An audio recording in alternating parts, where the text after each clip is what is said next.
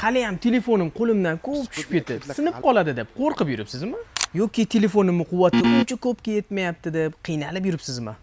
Tanishing, Realme C75 ham kuchli va juda ham baquvvat smartfon.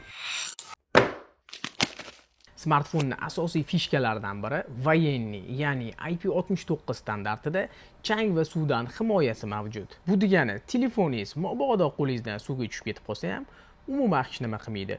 Suvdan ham, changdan ham qo'rqmaydi. 5828 mAh akkumulyator va 45 Watt tezkor quvvatlash. Akkumulyator quvvatini bemalol kunlik video olasizmi, o'yin o'ynaysizmi, hattoki navigatsiyani ishlatganingizda ham bir kunlik normasini ortig'i bilan bajarib beradi. Bu modelni $1000 iPhone bilan ham solishtirib ko'rilganda kamera izobrazeniya ochlarini o'zingizlar tomosha qilishingiz mumkin. Bu modelni hattoki ekranini yoqib ham ko'rishdi. 24 soat suvga solib qo'yib, muzlatib ham ko'rishdi. Lekin har safar smartfon ishlashda davom etdi.